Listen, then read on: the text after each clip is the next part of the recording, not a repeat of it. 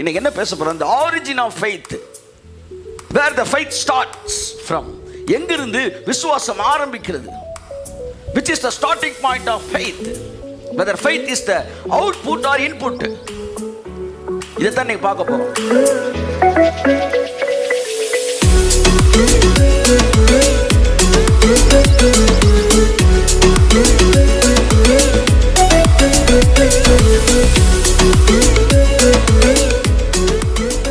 விசுவாசம் எங்கே ஆரம்பிக்கிறது? தேவனுடைய சித்தத்தை எது என்று ஒரு மனிதன் கண்டுபிடிக்கும் போது அவனுக்குள் விசுவாசம் அவனையே அறியாமல் துவங்குகிறது.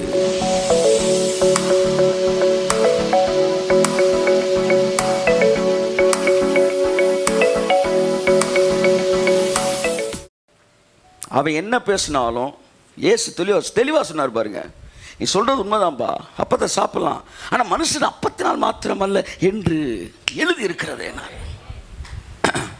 இப்போ என்ன சொல்ல வரீங்க தலைவரே? இங்கே என்ன எழுதியிருக்குதோ அதுதான்.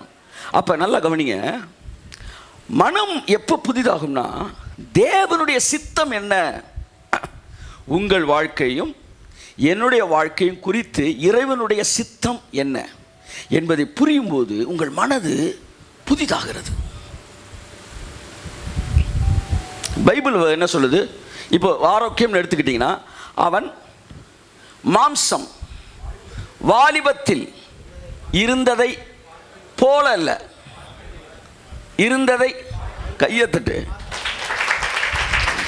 பார்க்கிலும் 20 வயசுல நீ எவ்வளோ ஸ்ட்ராங்காக இருந்தீங்க, அதை விட ஸ்ட்ராங்காக இருப்பீங்க. நீங்கள் இருந்ததை பார்க்கிலும், ஆமேன் வரலன்னா உலகத்துக்கு ஒத்த வேஷம் வந்துருச்சுன்னு அர்த்தம். நீ வெள்ளை சிலையை கட்டினாலும் உலகத்துக்கு ஒத்த வேஷம். நீங்கள் லிப்ஸ்டிக்கை போட்டு ஃப்ராக் போட்டு உட்காந்து ஆமேன்னீங்கன்னா நீங்கள் கிறிஸ்துவுக்குள்ளே இருக்கீங்கன்னு அர்த்தம். இப்போ வேஷம் என்னென்னா இங்கே தான் இருக்கு, இங்கே தான் இருக்கு. மனம் வேஷம் சொல்லிட்டு மனசு அப்படின்றாரு. அப்போ என் அன்புக்குரியவர்களே, விசுவாசம் எங்கே ஆரம்பிக்கிறது?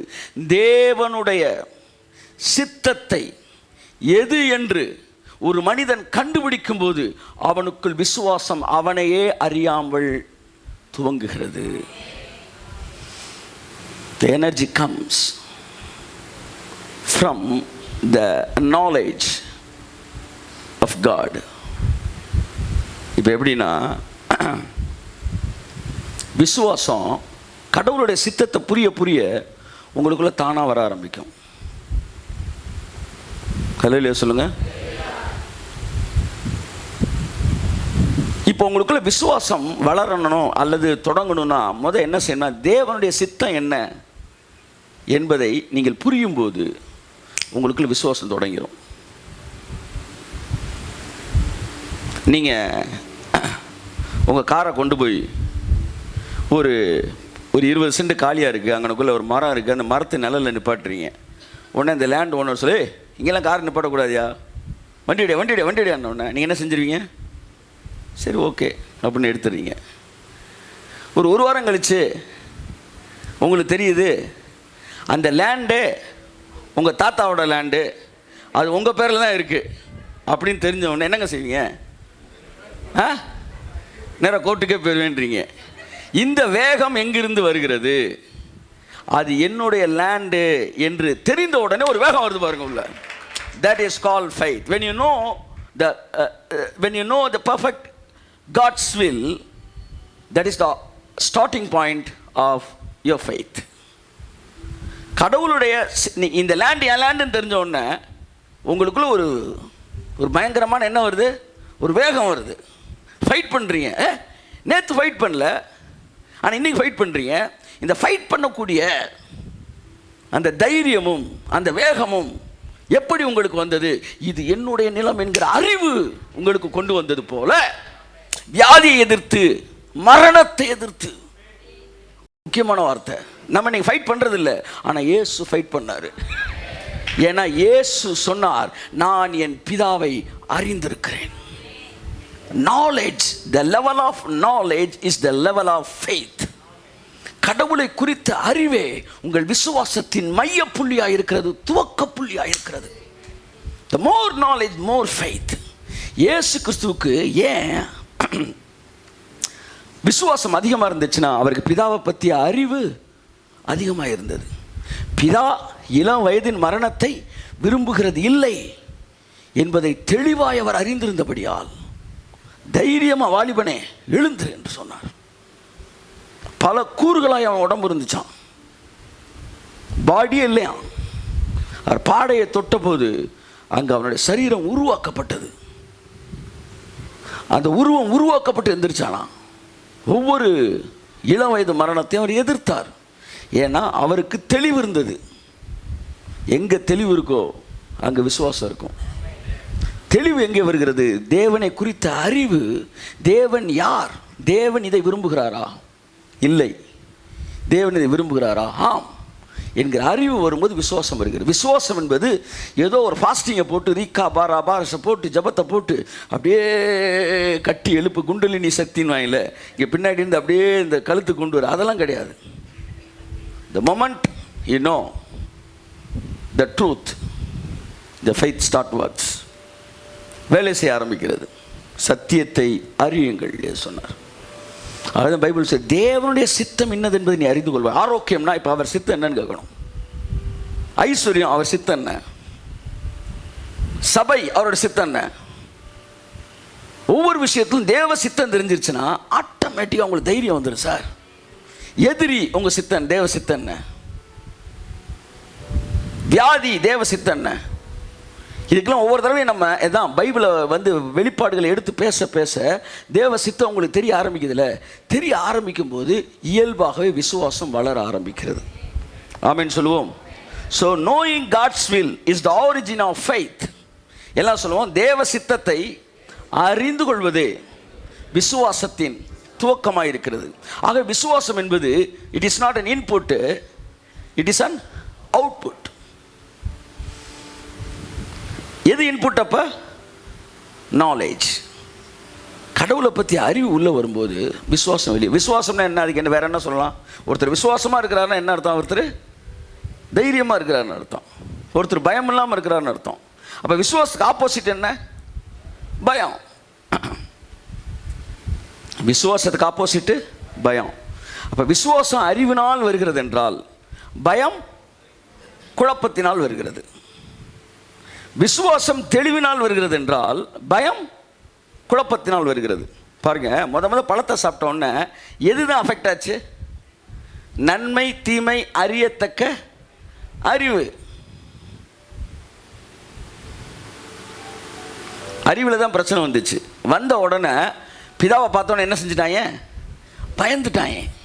அது வரைக்கும் பயப்படாமல் இருந்தாங்க. அவன் நிர்வாணமாக இருந்தும் பயப்படவே இல்லை. பாருங்க என்ன ஃப்ரீடம் பாருங்க. ஏதேன் தோட்டத்தில் எந்த அளவுக்கு தைரியமாக இருந்தாங்க பாருங்க. தேவனிடத்தில் அவ்வளவு ஃப்ரீயாக இருந்தாங்க. ஒரு தேவையற்ற பயமே இல்லை. எப்போ அறிவு கரெக்டாச்சோ பயம் வந்துருச்சு. அப்படியே ரிவர்ஸில் எடுத்துக்காங்க. அறிவு சரியானா பயம் போயிடும். நீங்கள் சாகவே மாட்டீங்க. இன்ஃபேக்ட் என்ன பிரச்சனை வந்தாலும் செத்துருவோமோ சாக மாட்டேன் நான். ஏன்னா எனக்கு தெரியும். என்ன சொல்லுங்கள்? எனக்கு. அதுதான் உங்களுடைய பலம். இதைத்தான் பவுல் சொல்கிறான், நான் விசுவாசிக்கிறவர் இன்னார் என்று அறிவேன். ரெண்டு வார்த்தை இங்கு முக்கியமானது. ஒன்று விசுவாசம், இன்னொன்று சொல்லுங்க அறிவேன். இந்த அறிவும் விசுவாசமும் ஒன்றோடு ஒன்று தொடர்புடையது. ஒருத்தர் ரொம்ப விசுவாசமாக இருக்காருன்னு என்ன அர்த்தம்னா அவர் கடவுளை பற்றி ரொம்ப அறிவோடு இருக்கிறான்னு அர்த்தம். இயேசு கிறிஸ்து முன்னாடி பயமே கிடையாது. ஒரு பிசாசை துரத்த பார்க்குறாங்க, முடியல. ஏன்ட்ட கூட்டிகிட்டு வாங்க பண்ணுறாரு. என்ன தைரியம்? என்ன இருக்குது? 5 அப்பம் தான் இருக்குது, 25,000 பேர் இருக்காங்க, அதை ஏன்ட்ட கொண்டு வாங்கன்றாரு. பிதாவை குறித்த அறிவு சார். இந்த மாலை வேளையில் நான் சொல்கிறேன், நீங்கள் எத்தனை வருடம் கிறிஸ்தவர்களாக இருப்பது என்பது முக்கியம் அல்ல. நீங்கள் எவ்வளவு தேவனை அறிந்திருக்கிறீர்கள் என்பது முக்கியம். பிலிப்புவை பார்த்து இயேசு கிறிஸ்து சொன்னார், பிலிப்புவே, நீ இவ்வளவு காலம் என்னோடு கூட இருந்தும் என்னை நீ அறியவில்லையா? நாங்கள்லாம் ரொம்ப 2 ஜெனரேஷன் கிறிஸ்தவங்க. நீ எத்தனை வருஷம் ஜெனரேஷன்? ஏசுனார் கூடிய ஒருத்தர் இருந்திருக்கேன் 3 வருஷம். கர்த்தர் சொல்றார், கூட இருக்கிற முக்கியம் இல்லப்பா, என்னை குறித்த அறிவு ரொம்ப முக்கியம். ஸோ உங்களோட விசுவாச அளவு கூட வேண்டும் என்றால் தேவனை குறித்த அறிவு உங்களுக்கு கூட வேண்டும். பவுலுக்கு அநியாயத்துக்கு ஒரு தைரியம் இருந்துச்சு. அது சொன்னால், சிங்கத்தின் வாயிலிருந்து நான் ரட்சிக்கப்பட்டேன், நான் விசுவாசித்திருக்கிறவர் இன்னார் என்று அறிவேன். அந்த அறிவு இருக்கு பாருங்க, அதுதான் உங்கள் விசுவாசத்துடைய பேஸ்மெண்ட்டு. ஒரு ஃபவுண்டேஷன் போடும்போது அந்த இன்ஜினியர் என்ன செய்கிறாரு, சைடு ரூமு, ஹாலு, கிச்சனு அது எப்படி இருக்கணுமோ அந்த மாதிரி என்ன செய்கிறாரு, அந்த அஸ்திபாரத்தை போடுறாரு. பில்டிங் எப்படி எந்திரிக்கும் சொல்லுங்கள் சார்? பில்டிங் எப்படி எந்திரிக்கும்? அஸ்திபாரம் என்ன ஸ்டைலில் போட்டிருக்காங்களோ சொல்லுங்கள், பில்டிங் அந்த ஸ்டைலில் எந்திரிக்கும். அஸ்திபாரத்தை சதுரமாக போட்டுட்டு பில்டிங்கை ரவுண்டாக எடுக்க முடியுமா உங்களால்? அஸ்திபாரம் எங்கே இருக்கோ அப்படியே தான் பில்டிங் எந்திரிக்கும். அப்படித்தான் உங்கள் நாலேஜ் எவ்வளவோ அப்படியே தான் ஃபெய்த் எந்திரிக்கும். ஒரு கையை தட்டுங்களா வருது. ஆமேன். என் நாலேஜோடைய அந்த டிசைன் எதுவோ என் ஃபெய்த்தோட டிசைன் அதுதான். அதனால் நீங்கள் ஃபெய்த்தோட சண்டை போடாதீங்க, உங்கள் நாலேஜோட சண்டை போடுங்க. ஃபெய்த்தை டெவலப் பண்ணணும்னு நினைக்காதீங்க, எக்ஸ்பேண்ட் பண்ணணும்னு நினைக்காதீங்க. உங்கள் நாலேஜை எக்ஸ்பேண்ட் பண்ணுங்க, உங்கள் ஃபெய்த் ஆட்டோமேட்டிக் எக்ஸ்பேண்ட் ஆயிரும். அதனால் வாரந்தோறும் கொடுக்கப்படுகிற செய்திகள் உங்கள் என்ன அலைகளை மாற்றட்டும். ஆமாம், சுற்றுச்சுவர்களை உடைக்கட்டும், உங்கள் கூடாரத்தின் எல்லையை விசாலமாக்கட்டும். அப்பொழுது விசுவாசத்தின் அளவு விசாலமாகும். பவுல் சொன்னார், நான் விசுவாசித்திருக்கிறவர் இன்னார் என்று அறிவேன், அவரிடத்தில் நான் ஒப்பு கொடுத்ததை அவர் அந்நாள் வரைக்கும் காத்துக் கொள்வார் என்று நிச்சயித்திருக்கிறேன். நீங்கள் யாரை உங்களுக்கு நன்றாய் தெரிகிறதோ அப்பொழுது உங்கள் தைரியம் வந்துருச்சு. உங்கள் வீட்டு கதவை நைட்டு 12 மணிக்கு தட்டுறாங்க, டக் டக் டக்குன்னு, யார் அப்படின்றீங்க, டவக்குன்னு திறந்துருவீங்களா, யாருன்னுவீங்களா சொல்லுங்கள் சார்? அவர் பேசவே இல்லை, திரும்ப டக் டக் டக்குன்னு தட்டுறாரு. திரும்ப என்ன சொல்லுவீங்க? யாருப்பா? அவன் விடவே இல்லை, டக் டக் டக்குன்னு தட்டுறான். இப்போ இந்த பயம் என்ன செய்ய மாட்டேன்து, கதவை திறக்க மாட்டேன்து. டக்குன்னு குரல் கேட்கு, நான் தான் வந்திருக்கேன் அப்படின்னு ஒன்று வந்திருக்கிற இவர் தான் தெரிஞ்ச உடனே எங்கே இருந்தோ தைரியம் வருது பாருங்க, உடனே கதவை திறக்கிறீங்க. நாலேஜ் தான் தைரியத்தை கொடுக்குது, அறிவு தான் உங்களுக்கு தைரியத்தை கொடுக்கிறது, அப்படியே வெளிப்பாடுகளை உங்களுக்கு விசுவாசத்தை கொடுக்கிறது. இயேசு கிறிஸ்துவின் அத்தனை விசுவாசத்திற்கும் காரணம் அவருக்கு பிதாவை குறித்து இருந்த அறிவு. இந்த அறிவை தான் ஸ்டெப் பை ஸ்டெப்பாக வந்து கடவுள் நமக்குள்ளே டெவலப் பண்ணி கொண்டு போகிறாரு. இல்லையா சொல்லுங்கள்? ஆமாம்.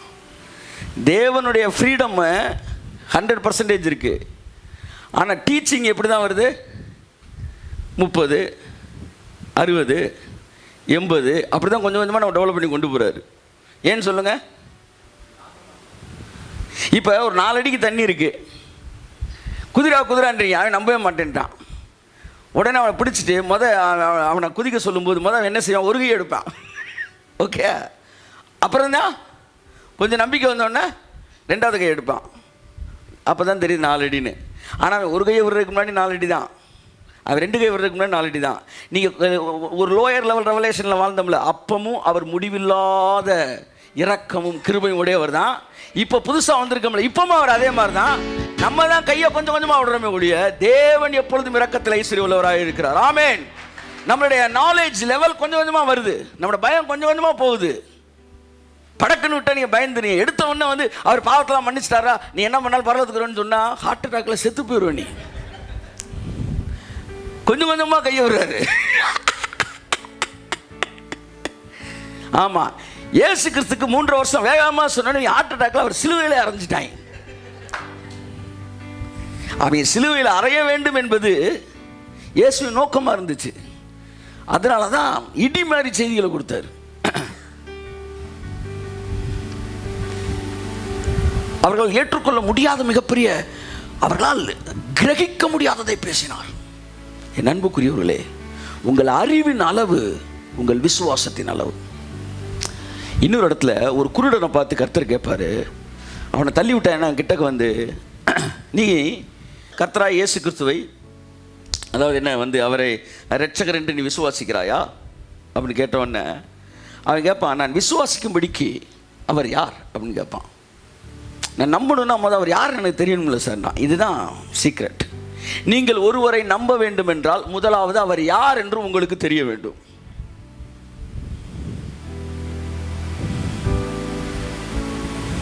அல்லேலூயா சொல்லுங்க. இயேசு சொன்னார், இன்னும் பேச வேண்டியது அநேகமாக இருக்கிறது, ஆனால் நீங்கள் இப்பொழுது அவைகளை பேசினால் நீங்கள் தாங்க மாட்டீர்கள்னாரு.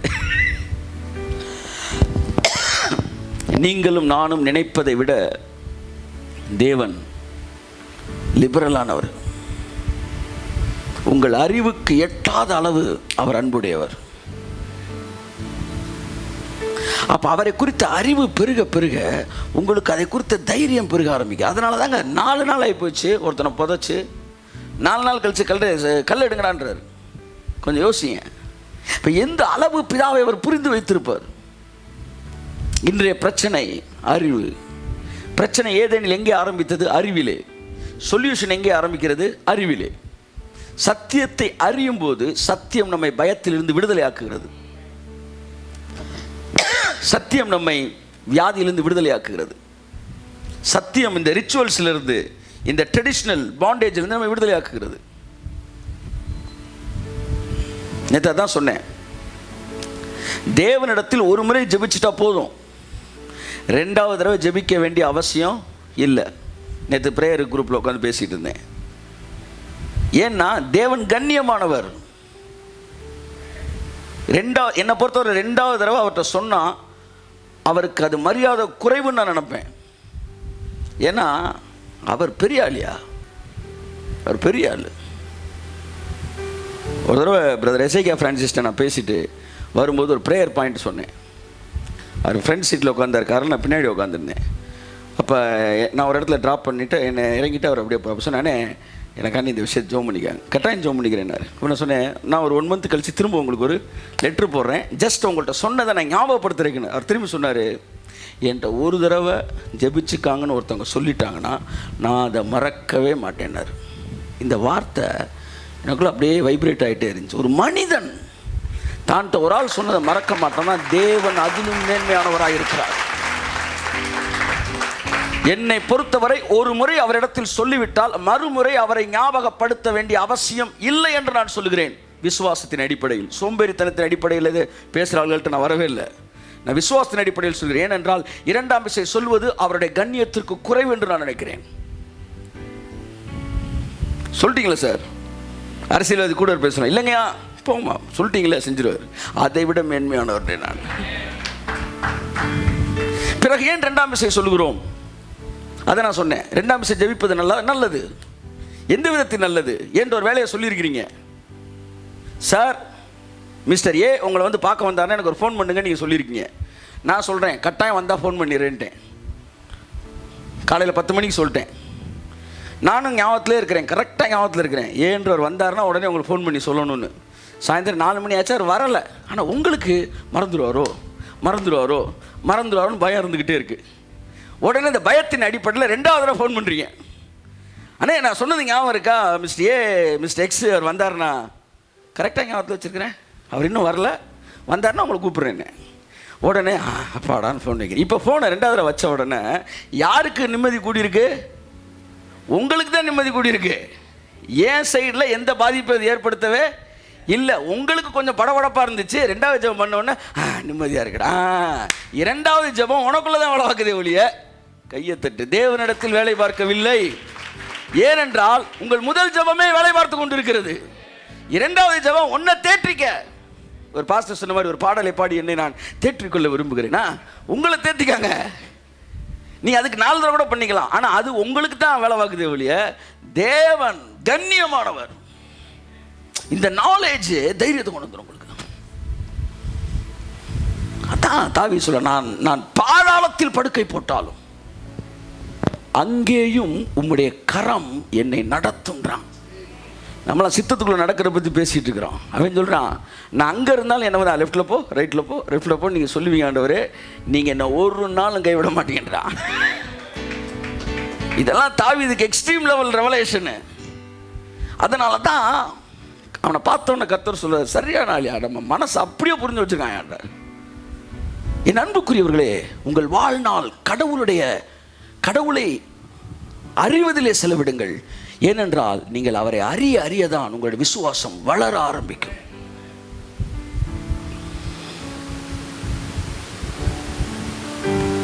இப்போ பைபிளை படிச்சுக்கிட்டு இருக்கும்போது ஒரு காலத்தில் விசுவாசத்தில் நான் வளர்ந்துக்கிட்டு இருக்கிறேன்.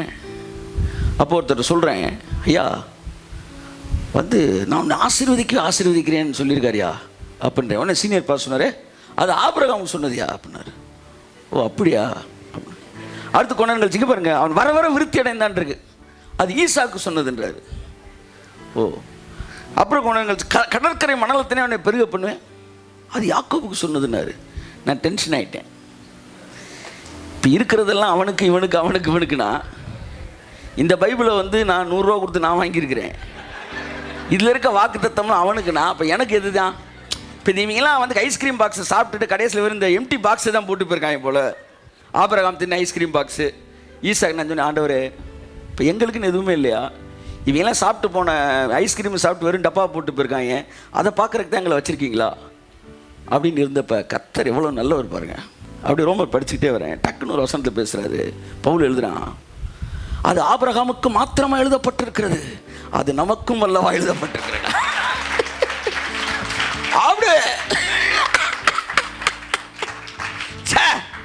அப்ப அது அவனுக்கு இல்லை நமக்குதான்.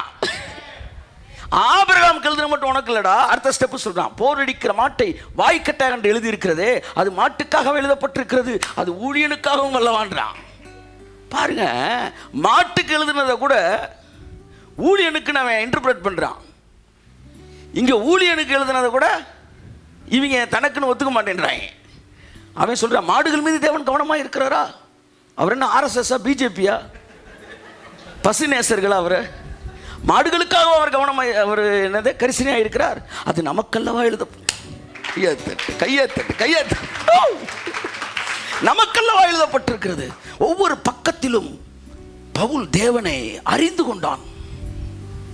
மனித சஞ்சாரம் இல்லாத இடங்களில் அவர் மழையை பெய்ய பண்ணுகிறார். மனுஷனுக்கு பெய்யறது கடவுள் மனுஷனுக்கு பெய்ய பண்றாரு. பைபிள் சொல்லுது, மனுஷனே இல்லாத இடத்துல பெய்ய பண்றாராம் மழையை. யாருக்காக?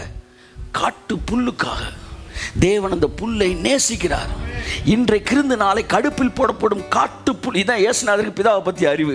காட்டு புல்லுக்கு தேவன் இவ்விதமாய் போஷிப்பார் என்றால், உடுத்துவிப்பார் என்றால், உங்களுக்கு உங்கள் பரமபிதா உடுத்துவிப்பது அதிக நிச்சயம் அல்லவா? That is the knowledge about the heavenly Father. இயேசு கிறிஸ்துவுக்கு இருந்த பிதாவை குறித்த அறிவு அது. அந்த அறிவு இல்லாத போது தான் நம்ம அலைஞ்சுக்கிட்டு இருந்தோம். அறிவு வர வர என்ன ஆகிட்டோம்? அமைதியாகிட்டோம். எல்லாம் கர்த்தர்களை தான்டா இருக்கு.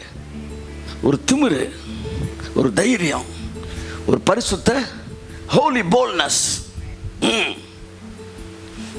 நீ அமெரிக்காவில் போய் ப்ரீச் பண்ண இங்கிலீஷ் தெரிஞ்சிருக்கணும் அப்படின்னு நினச்சிக்கிட்டு இருக்கும்போது லீஜே ரேக் மாதிரி ஆளுங்க அதை உடச்சிட்டு போயிடுறாங்க. இங்கிலீஷே தெரியாது, உலகம் ஃபுல்லாக பயன்படுத்தப்பட்டுக்கிட்டு இருக்கிறாங்க. நல்லா இங்கிலீஷ் தெரியும், ஸ்போக்கன் இங்கிலீஷ் எடுத்துக்கிட்டு இருக்கிறான். அடுத்த தெரியல, ஒன்றுமே தெரியாது, சொந்த ஃப்ளைட்டில் சுற்றிக்கிட்டு இருக்கிறாங்க. அப்போ நான் யோசிக்கிறேன், என்ன ஆண்டவரே, இதுக்கெல்லாம் அப்பாற்பட்டது, கையை தட்டுவோம், இதுக்கெல்லாம் அப்பாற்பட்டவர் தேவன். தேவன் எல்லாத்துக்கும் அப்பாற்பட்டவர், எல்லாத்துக்கும் அப்பாற்ப. இந்த தைரியம் வந்துருச்சா விசுவாசம்? அதுக்கு நேரம் இந்த பக்கம் எழுதியிருக்கிறாரு, அவர்களுடைய தவறு உலகத்திற்கு ஐஸ்வர்யமாக இருக்க. இந்த வார்த்தைலாம் சில பாஸ்டர்லாம் கேட்ட ஹார்ட் அட்டாக் வந்துடுறவங்களுக்கு. அவன் செஞ்ச தப்பு தாண்டா இந்த உலகத்துக்கு ஆசீர்வாதன்றான். அப்போ என்ன சொல்ல வரீங்க? உன் தப்பை கூட நான் ஆசீர்வாதமாக மாற்ற என்னால் முடியும். ஆமென். இதெல்லாம் பிடிக்கலன்னு நீயா தனியாக ஒரு பைபிள் எழுதி வச்சுக்க. எல்லாரும் வாங்குற பைபிள் இதெல்லாம் இருக்கு. ஆமென் சொல்லுவோம். 12ஆம் அதிகாரத்தில் நாங்கள் இது இருக்கு. அப்படி இருக்க சகோதரரே, பிரபஞ்சத்துக்கு அதுக்கு முன்னாடி பாருங்க, அப்படியே நேராக லெஃப்ட் சைடு ரோமர் 10:12. சம்பந்தமே இல்லாட்டினா அது ஒரு ஈர்ப்பு இருக்கு பாருங்க நமக்கு. ரோமர் 11:12 வாசிங்க. அவர்களுடைய தவறு ஆ. உலகத்திற்கு ஐஸ்வர்யமும். கையை தட்டுங்க ஒரு தவறுக்கு. அவர்களுடைய தவறு, நீங்க செய்யற தப்ப தேவன் ஐஸ்வர்யமா மாத்திடுவாராம். அழகிய தவறுகள் எல்லாம் சொல்லுங்க. ஆமென்.